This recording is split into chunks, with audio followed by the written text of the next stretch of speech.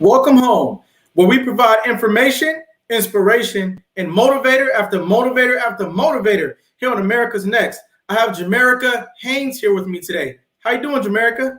I'm doing great, Cedric. How are you doing? I'm doing quite well, quite well. Now, I really appreciate you coming to us here in HD, ready to tell your story and ready to present yet another amazing story here on America's Next Motivator. Can you tell me a little bit about where you're from? Yes, I can. I am from Seattle, Washington. Okay, Seattle, Washington's in the building. Shout out to Yes. everybody out there in Seattle. Thank you. Yes, everybody out there in that neck of the woods. Shout out to everybody from Ohio, New York, all the tri-state areas across the U.S. who may be tuning in here. I want to appreciate you. Thank you for stopping by, and feel free as we get into this conversation. Oh yeah, ladies and gentlemen, this is not a podcast, okay? This is a TV show, specifically America's Next Motivator, hosted by me, Cedric Riley. Feel free to drop your questions and comments in the comment section as we have our conversation, all right? Now, Jamerica, did you actually grow up in Seattle? I actually grew up in Tacoma, Washington, which is south of Seattle. And so I was born and raised here in the Pacific Northwest. Wow. Now, what's the difference in terms of geography, population? What's the difference? We are the most northwestern state in the lower 48. I would say our most northern state would be Alaska, but as far as the continental USA, we are the far northwestern here in the country. Oh, yes. Really? Yes, we are. Mm-hmm. Okay. And more so Tacoma than Seattle? Tacoma and Seattle, they're both in Washington State. Well, no, I mean, it's one further north than the other.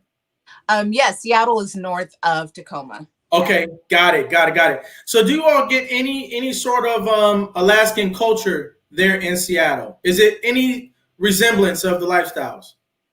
I would say definitely the outdoors for number one. I would just say the geography is very mountainous. So a lot of trees, mountains, water. I would say that's what both states have in common. Right. Yes. Yeah.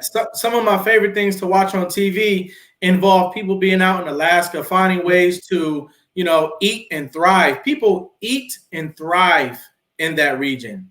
Yes, they do. Yeah. So can you tell me a little bit about what it was like for you growing up out there? Well, Washington State has a population of 3% of African American people. Okay. And so growing up was very interesting because I was oftentimes in very diverse areas, meaning that there were other people of color, our Native Americans, Asian, Pacific Islanders. And so there was that diversity component, but oftentimes I was the only child of color in my school. So that was a very interesting experience to live through. And then I would also say what I really loved about being in the Northwest is just we really care about the environment. We're really into recycling, conservation for our marine life, otters, octopuses, anything that you can think of. We were raised to really treat our environment with respect. So those are a few things that come to mind. Right. Yes. Talk about how clear the night sky is out there. I would say it's pretty clear. I believe it's really due in part to, like I just said, us really just being conscious of the environment, making sure that we clean properly. I know there was a huge initiative that if you go to wash your car, take it to a car wash so that the soap suds and all of the drainage doesn't end up in our water systems. And so, I would say that's a big reason why we have such, clear skies and just a beautiful land. We really make a point to take care of it. Sure. I take every opportunity to learn. So I've never been to the state of Washington. You should visit. And I always hear great things about it. And I also read an article recently that talked about the difference in clarity of the night sky. It turns out there is a scale from like 1 to 10 of how clear your night sky is, depending on the pollution levels and stuff like that. I'd imagine you guys get some pretty good views out there, especially at nighttime. Yeah, it's fun. And during the daytime, especially, you can see Mount Rainier in the background pretty much wherever you are in Puget Sound for the most part. Absolutely, absolutely. All right. So, for those of you who are new to the America's Next Motivator platform, what we do is we talk about your life. We talk about what you experienced and what sorts of things you got into when you were young, and then we talk about your middle years, and then we talk about your adult life. This way, when young people or adults watch this episode in retrospect, they understand how it is that you became the person that you are today. So Definitely. with that being said, can you walk us through a day in your childhood? Yes. So I mentioned that I was born and raised in Tacoma, and my family's originally from the Midwest, Detroit, Michigan. And they came here Okay. because my maternal grandmother's spouse was in the military. And we have a base in Tacoma called Fort Lewis. And Okay. so, with my mother and her siblings growing up here, they decided to stay and they had families of their own. And so that's how I came along. And when I was about 5, my family went through a number of crises, and that caused my siblings and I to be placed in foster care. And that was at the age of 5. And so it was very interesting because now in my 30s, my memories are pretty sparse from childhood. And so what I do remember a lot of was being in foster care. And Mm. I went to go live with the Johnsons when I was 5 years old. And it was a pretty ideal childhood in comparison to the life we were experiencing when we were with our mom. There was a lot of struggles and just a lot of confusion day to day. And so I would say the positive thing about going into foster care was that we had the structure that we needed to really just thrive as children. Right. Wow. And you said you had siblings. How many siblings do you have? I have 5 total. Oh, five total. Okay. Yes. And where are you age wise in that five? I'm actually the middle child. Wow. All right. Okay. Now, for those people out there who might not be familiar with foster care, were you all placed together or were you all separated? I was placed with my younger sister. My older siblings went to live with family.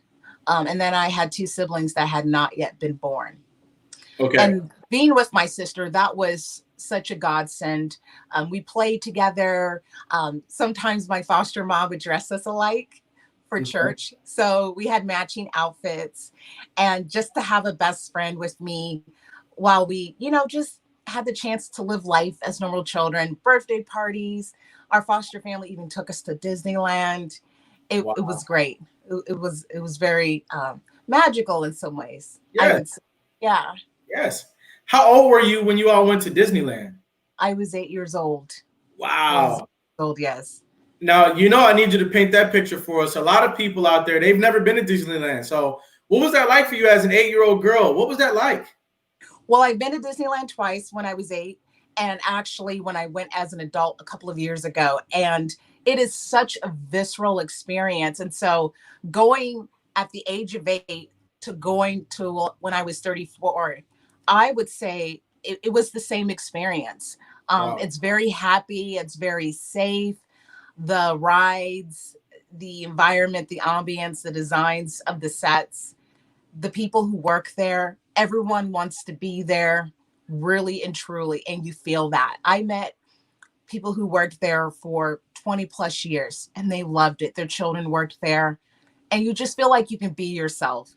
And Yeah. it's just anything that you can think of an amusement park with Disney at it. It was a really healing experience, actually, because that was a really tough year for my family and I. And that just really gave me a moment to just be away and Mhm. just relax. Mhm. You know, when you get to do something that you've never done before, in your Yeah. case, going to Disneyland, you kind of have this aha moment about Mhm. how positive the world can be, Yeah. how happy the world can be, and how many possibilities are truly out there if you seek to change your life. Yes. Um, yeah. Did you have any other experiences as a child that were like really eye opening for you in similar ways as Disneyland? Yes. For me, it was learning to ride a bike. Okay.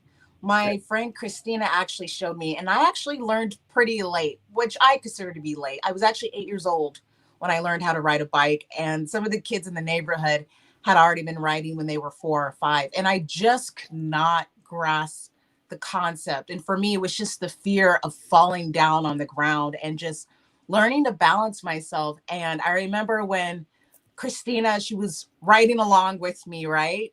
As I'm like turning my legs and she just let go. And I just went flying down the street.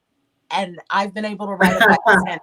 But just the feeling of just freedom and just disconnecting from all my troubles and just feeling this sense of control and mobility. Yeah. Right? Because I had tried so hard for so many years, and to see everyone else doing what I wanted to do and to actually be able to do it, that was like one of the best experiences in my life. Right. Yeah. So was it at this time around 8 or 9 years old that you began to give life a shot and say, hey, I can be somebody great in my life because I'm having these new experiences and I'm having this fresh, new positive energy in my life? Yes, definitely so. I mean, it was around that time where I started thinking about what I wanted to be. And I didn't really share it with anyone until I was a few years older, but I know that I was really fascinated by the stage. And what I meant by that is I watched a lot of TV growing up. And so I remember watching the Nutcracker on TV and just really just being mesmerized by the ballerina Clara as she danced. And forgive me, I don't remember the actress's name, but I remember just thinking, wow, that looks so majestic. And just watching other performances. And it wasn't any artist in particular. I will say Michael Jackson. I really liked him as a fan, but just it was actually just watching other people, famous or not, who were on a stage performing. That really drew me in. And I had moved to another foster home after my first one with the Johnsons. And my foster mom asked me what I wanted to be when I grew up. And I was about 10. And I said, I want to be an actress. And I don't do acting now, but in my mind, I had this vision of standing on stage talking to people. Right. And the word actress is what was available to me, At that time. considering the vocabulary of a 10-year-old, right? Right. And so that's where it really just came out. Someone asking me, and like now I do that. I talk to people on stages across the nation, as a motivational speaker. It's really cool. It's full circle, actually.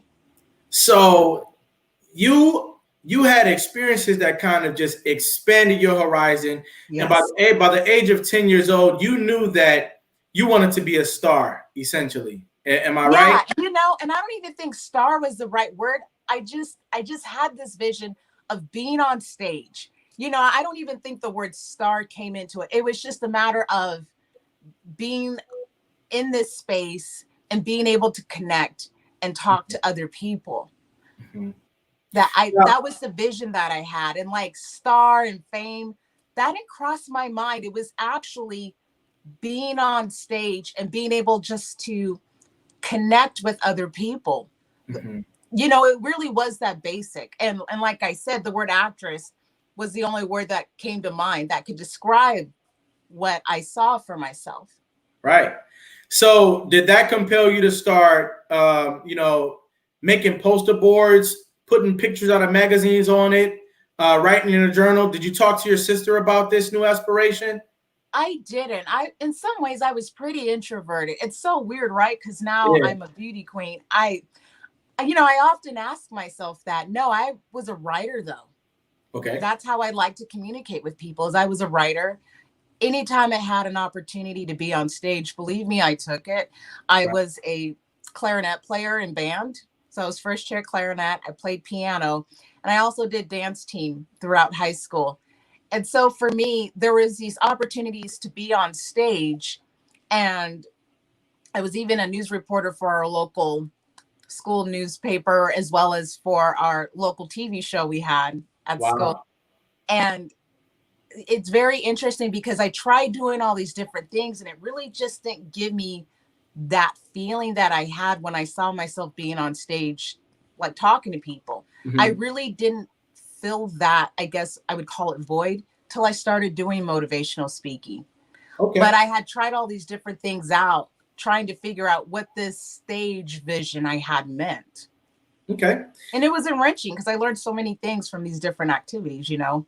Yeah, and so yeah, let's unpack some of those because I'm listening to you and Yeah. I'm thinking about a young woman or a young man who is now excited about the possibilities of becoming that which they're seeing in their minds. And so, Yeah.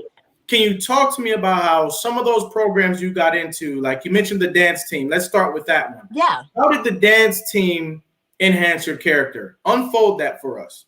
Definitely. Well, it really started, when we were young, being African American, dance and music is a huge part of the culture, right? So, like, even if you weren't interested in it, like in my household, like with my aunts and whatever it may have you, like if they told you to get up and dance and sing, you did it. You know what I mean? And the whole family did it. So, like, because there were some times where it's like, no, I don't want to do it. I don't want to get up. But once I did it, it was so much fun. And it was such a great bonding experience with my family. And so going to school, I did like step team and like putting together routines. And then when I got to high school and I did the dance team, I was actually the dance captain.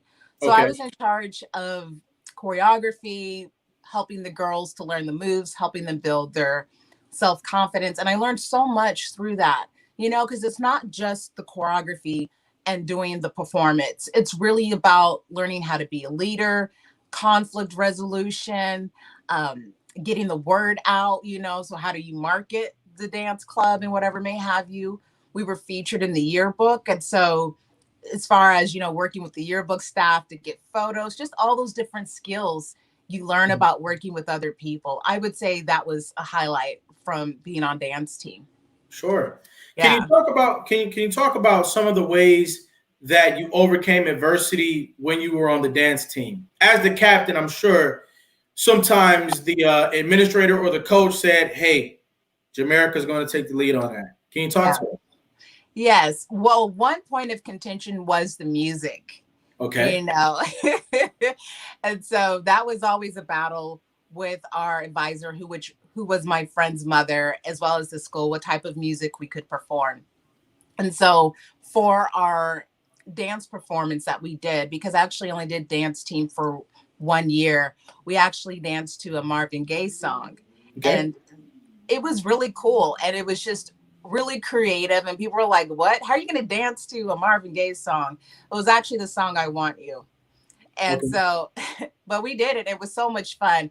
But that actually was a lot of time and brainstorming, trying to find a song that we could play at school that wasn't explicit, but also really honored our hard work and creativity. hmm So, Mhm. so that's a thing. Music choice when it comes to a dance team is a big deal because Yeah. I mean, I would imagine it has to go along with the culture of who all's on the team. I mean, everybody might not want to dance to Marvin Gaye, but everybody might not want to dance to NSYNC. Am I right? Yes, definitely. Well, we were trying to play the song. It was by Chingy, the rapper. He's from St. Okay. Louis, right? Yeah. So Yes. he had a song Shout out called, to St. Louis. oh, I cannot remember. What was it called? Right there. Not right there. But it was the song they played at the end of the music I like video right that. there. Yeah. I think that's what it was. I cannot remember. Okay, I got you. Go ahead. I forget the song, but we were so innocent and naive because there was a Right. couple of things said in the song where there was the line, "Oh, I got a piece in my pocket." I did not know what that meant in high school. Okay. I did not Right. live that kind of life. And my friend's mother, who was a bit more wise, she was like, there's a line in there that says, "I got a piece in my pocket." I'm like, well, what's wrong with that? What does that mean? She was like, he's talking about a gun. Wow. Yeah. Like, you can't play that song during your dance performance. I said, okay. Well, you know what? If you can, I think that's a good segue into, what do you think about music these days and what we consider to be a hit record? Do you have anything to say about the overall climate of it? Of the music industry. The music that's coming out that's being celebrated by people clear across America. Okay. I feel that people want to feel good, they want to party, they want music for whatever occasion. And I believe artists who work in the music industry know that. And so they create music that people want and people pay for it. And then everyone goes about their business, Mhm. right? So that's the short end of it. I believe, though, the type of music you listen to doesn't always define who you are. If anything, it may define what you're experiencing, what you like, but it doesn't only define who you are. I do believe, though, that music today, I believe it could be a bit more creative as Okay. far as, melodies, musicianship. I feel that a lot of people stick to formulas. And that's where the Mm. business part of the industry comes in. And so Okay. that does have to be respected because people work for a living in the industry, Mhm. even artists themselves and those behind them. And so I think that if people are looking to the music industry for, what's the word Like I'm looking for? upliftment or Well, if they're looking to the music industry for to, education. yeah, to solve their problems, to elevate themselves, to make them better people, it can do those things. If you're listening to certain artists you feel are positive and are Mhm. trying to uplift people. But I do feel at the same time, people have to be smart. They have to be smart and see the music industry for what it is, which is a business. And Sure. I believe that parents and anyone else who is, involved in a child's life, you do have to censor. And I do Yeah. think it was right for our administrators at school and my friend's mom, who was our advisor, to step in and say something, because looking back, I didn't want to be dancing to something I didn't know what it meant, no matter how good Yeah. the beat was. Right. And Yeah. so, That's true. that's how I feel That's true. about that. Yeah. Yeah, yeah. I think you made several good points there. I think it's important to evaluate what we're listening to, evaluate what our children are listening to, Yeah. but also have conversations about the difference between reality and entertainment. Yes. I think Yes. that's the key conversation. You Yeah, know, definitely. yeah. I remember when I was younger, if I was watching a cartoon or listening to music from any genre, I knew that it wasn't reality, and that's how I was able to pick what I like and what I didn't like. I knew it was all make believe, but that was always a dividing line that I was able to draw. Mm-hmm. Young people today, they might not draw that same dividing line. So I agree Yeah. with what you're saying, that music expresses experiences, but it also gives way to the need for a conversation about the music that we're listening to. Because if we're going to be really competitive, we can't be putting our best foot forward with lyrics that speak toward, a negative lifestyle. Yeah. So I definitely hear you there. Thank you. Um, what role did school spirit play in your development as a young adult? I would say a lot. It made me feel connected with my other classmates. I Yeah, loved school. I was a straight A student. And to me, school was a place of constant.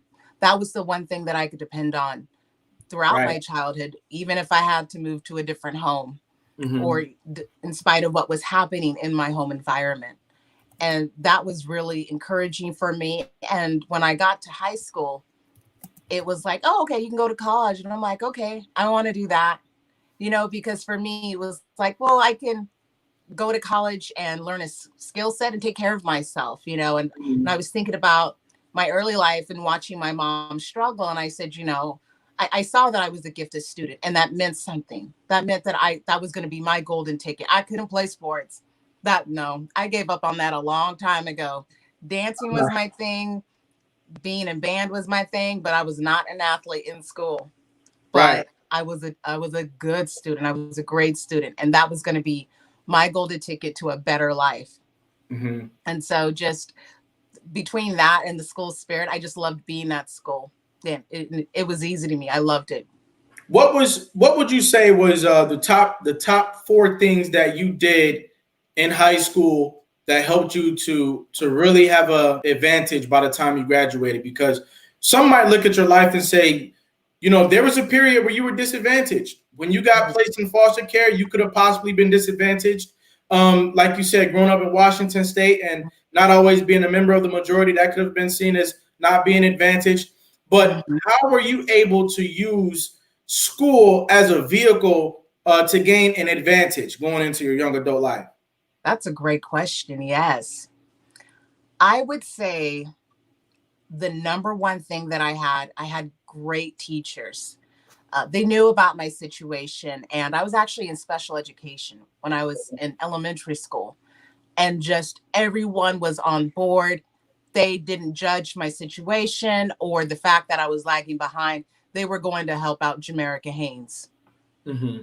And I'm so thankful for my staff. They just poured themselves into their professions, into the students. And that really helped school to just be an awesome experience for me. I would say the second part is that I liked school. Like I said, I was a very talented student. So it made it easy to go to school. And even when I felt like I was the super minority, it was like, well, I got straight A's. You can't come and say anything to me.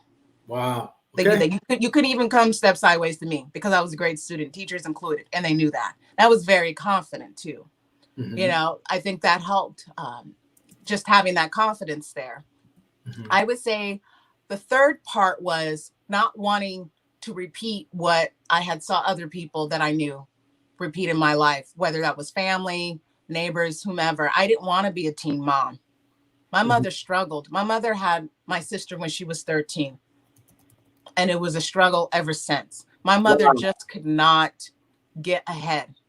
And seeing my mother suffer and struggle, and thank God my mother's doing so much better these days, I just could not fathom putting myself in that situation. I didn't think it was cute to have a baby. I didn't want a baby. I wanted to be a wife, a mother when I grew up. And I had such a great example in my first foster mother, Mrs. Johnson, who that's what she did day in and day out. And so for me, I didn't want to repeat it. I didn't think it was worth it.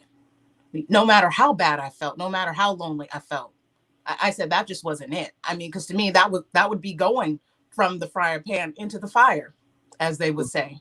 Yeah. I would say the fourth thing I did that really helped me with school is my calendar. So those free calendars they give you, and I'm talking to the young folks out there, take them. That allowed me to keep my life organized. It allowed me to have an end in sight. I'm like, okay, I got this calendar in September. It was free. I didn't have to use it. I mean, I didn't have to buy it, excuse me. And I said, and then I'd go to June and I would just think, where do I want to be? Right?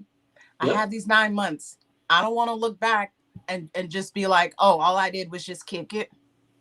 Because I saw what my friends went through when all they did was just kick it. You know, they were still trying to get through community college 6-7 years later because they were steady trying to kick it or trying to live outside their means. Mm-hmm. And that was not going to be me. And so those are the four things that really helped me during my time in school. Sure. And what I hear you saying, Jamaica, is that we all have to take our lives seriously. Yes. You know, young people clear across America, it's okay to have a good time. Even adults out there, there's some adults out there who, you know, they may not be giving it their all. And that's not the worst mistake that you can make. The worst mistake that you can make is never turning the corner of life and saying, it's time for me to get more serious than I've ever been. Yes. Make sure that you round that corner.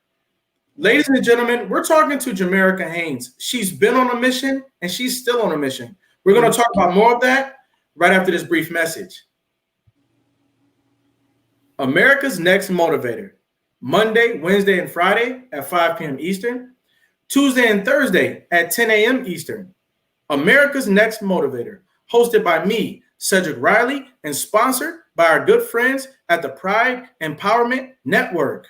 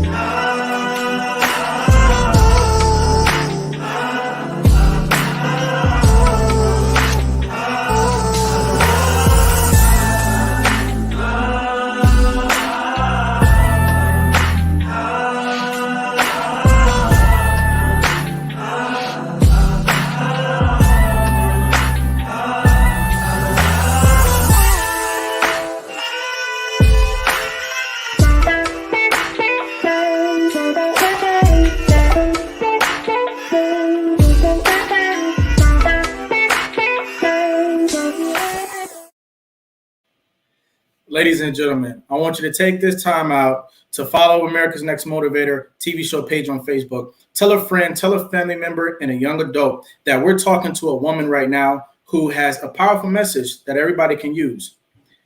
And we're back here with Jamaica Haynes.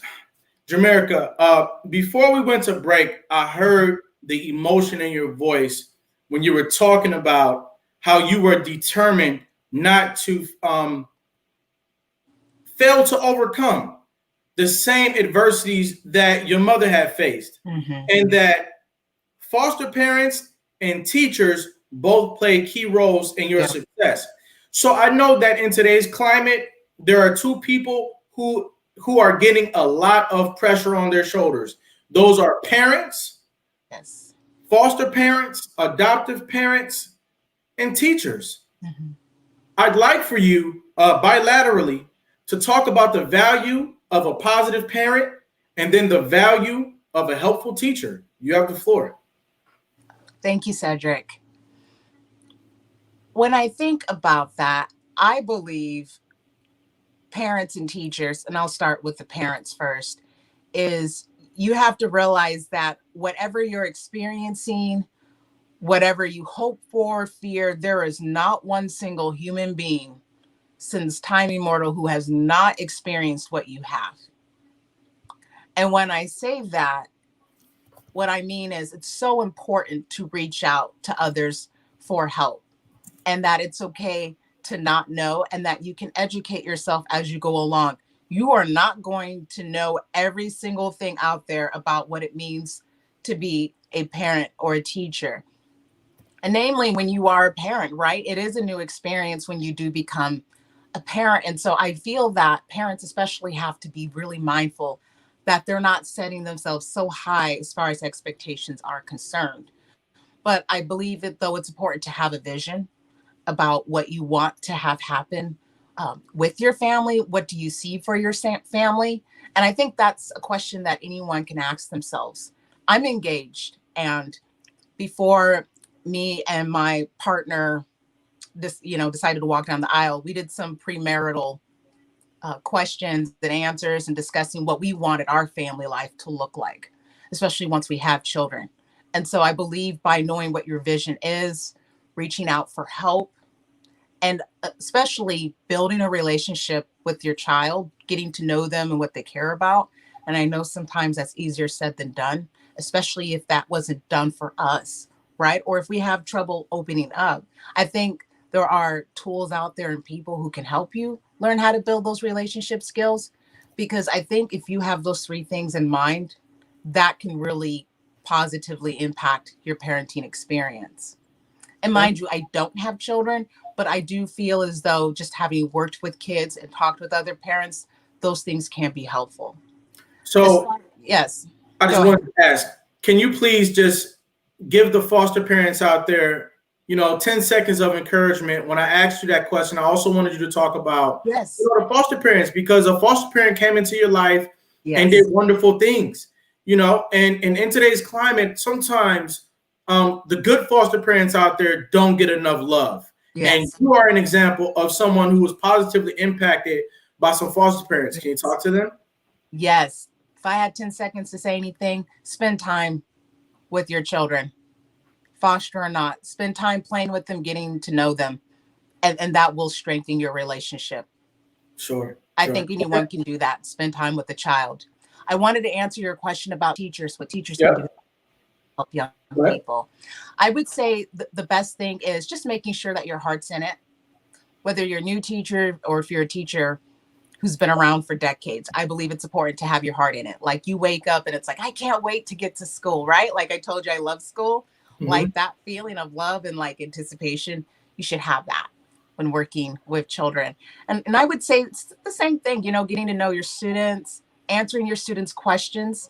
I had my senior year AP English teacher tell us, don't stop asking questions.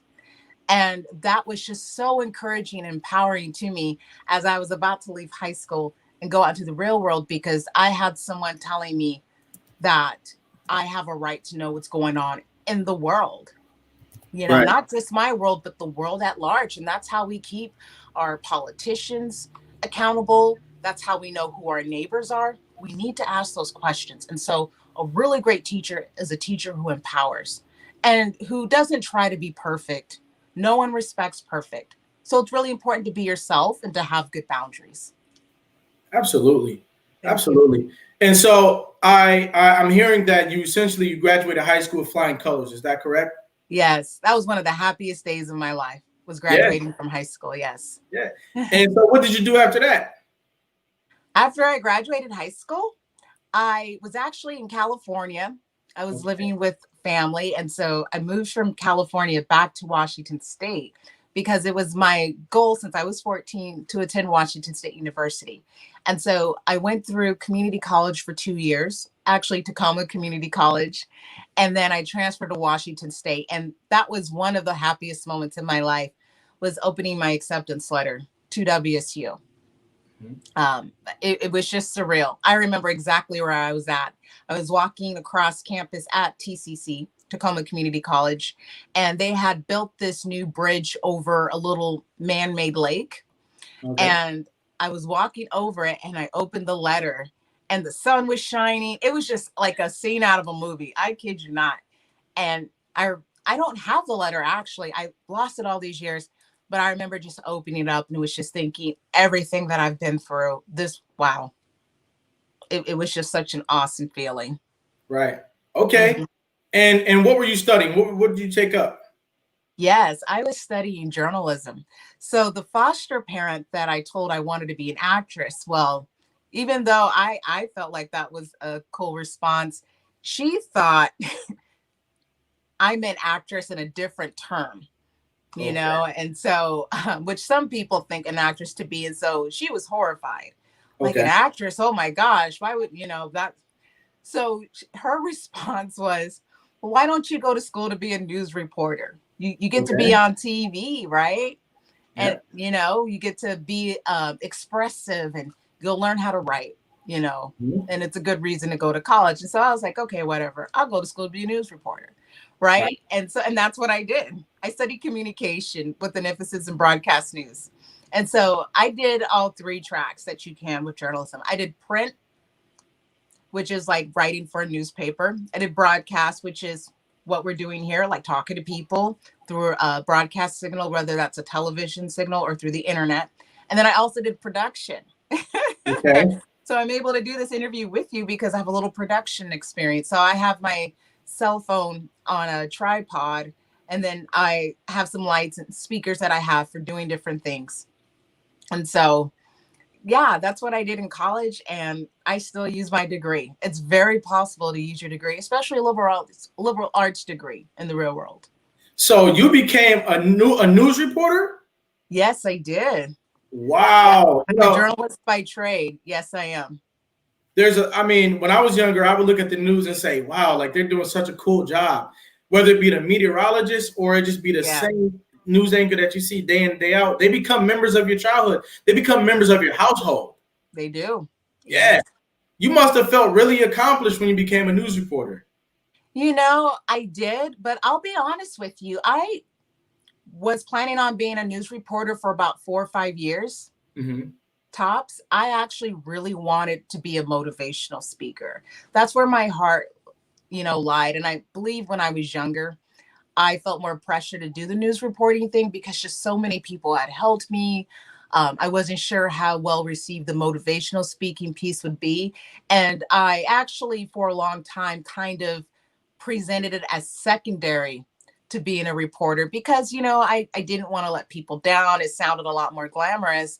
But as I got older and looking for work, I was like, you know what? I have this degree. I can do this. I can actually do this on my own. I felt like I had a pretty good platform. I felt like I was a really great speaker. And so I actually did some freelance work after college as a print reporter. And I told myself, well, instead of going into TV news full time, why don't I just work towards creating my consulting business so I can do my motivational speaking? And I felt that if I wanted to work in broadcast of any kind, I could go into that at any time in my life because people in the news industry are all ages, right? And Yes. so that was how I approached that. Wow. Well, can you talk to me about how you gathered the courage to pivot that which you were becoming in the world? I mean, I'm sure it wasn't an easy Yes. maneuver for you. Where did you get the courage from? I mean, when I finished college, I was out on my own, Okay. basically. I was staying with friends here and there, and I really had nothing to lose. The big hurdle was just getting my degree, right? So I'm like, that was half the battle in my book, and no one else was going to do it but me. No one else could tell my story like me.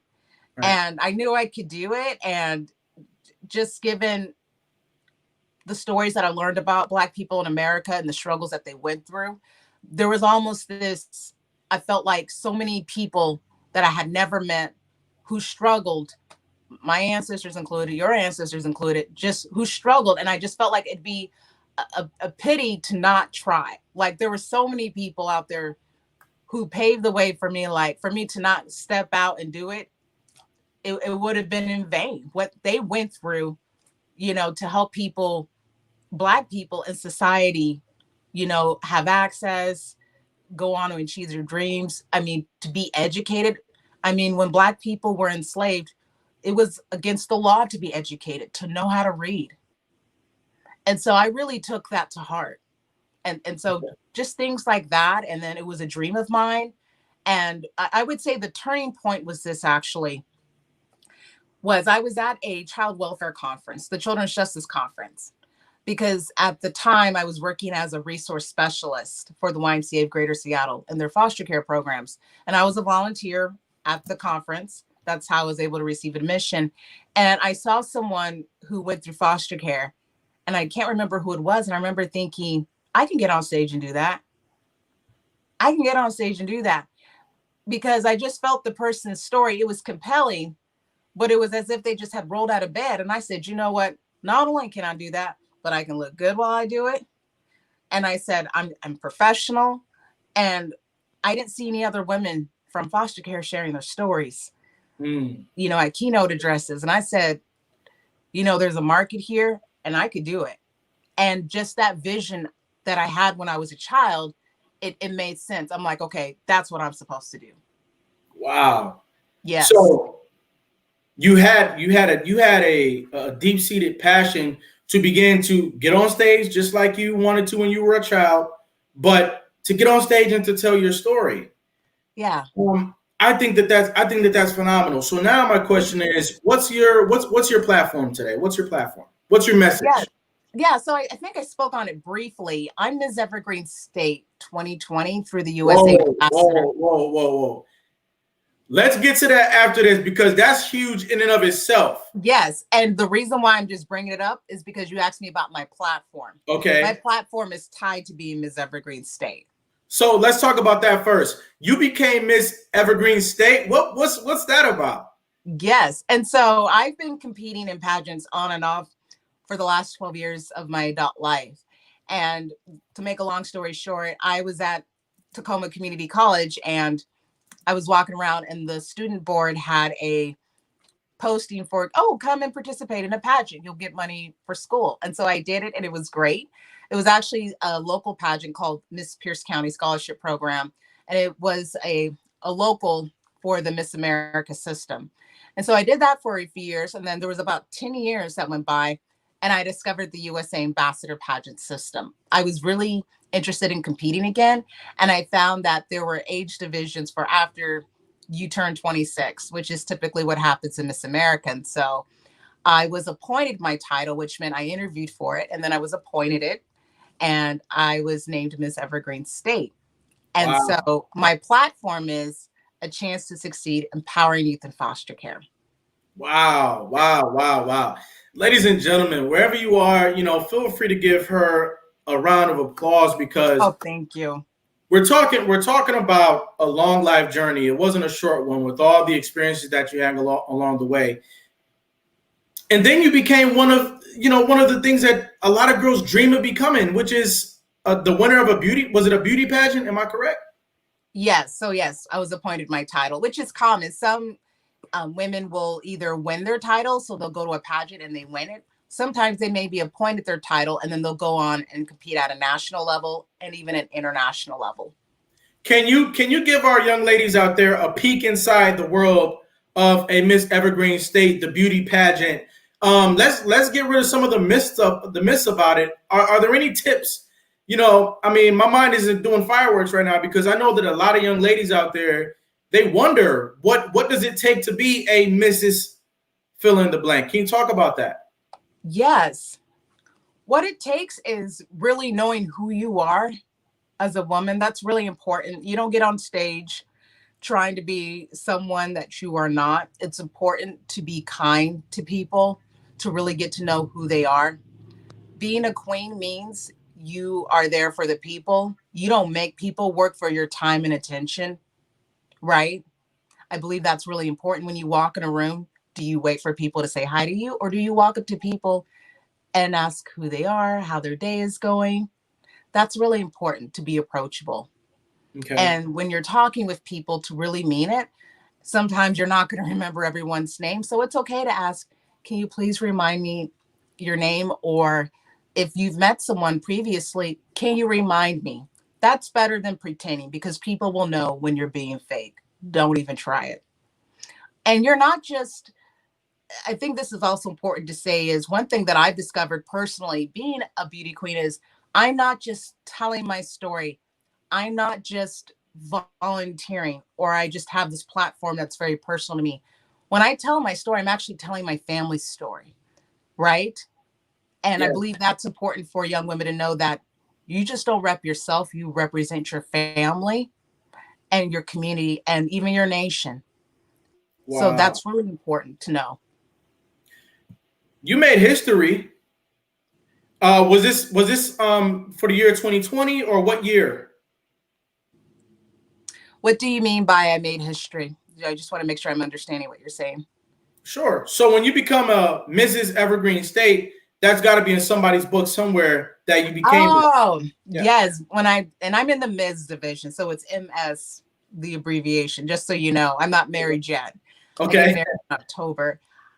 I would say we do have some systems out here.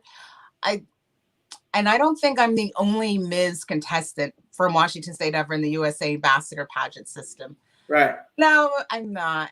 No, but Okay. I feel good. I'm the first Ms. Evergreen State in my family, so that's good enough for me. And everyone's Absolutely. That is phenomenal. Okay. So now that was big. Okay, so now you travel and you speak and you share your message.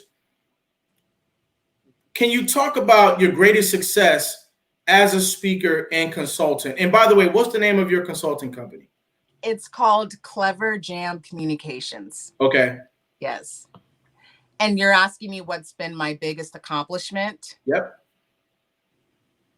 Wow. Oh, excuse me. I would say, let me see here. Oh my goodness. Well, the reason why I asked, I have one for you. okay. You want me to share it? Yes. My biggest accomplishment was I was at a local community event speaking. I wasn't one of the main speakers. I was actually just one of the guest attendees, and it was a forum for African Americans who were interested in learning more about child welfare. And so I went to this organization's event, and I sat at a table, and there was a woman sitting there. And I was like, okay, whatever. And we had to work together and answer questions. And at the end, one of the organization staff members walked up to me and said, there's an individual here who says she knows who and where your youngest sibling is. I had a younger sibling who was adopted out of foster care.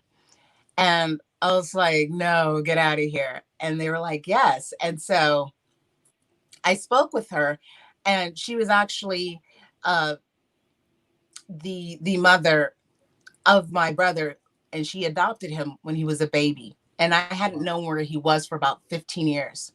I hadn't seen him since the day he had been born, had no idea where he was. And so we spoke, and a few years later, we all developed a relationship. And to me, that was really defining, because the reason why I went there was on the behalf of my consulting business and to do networking.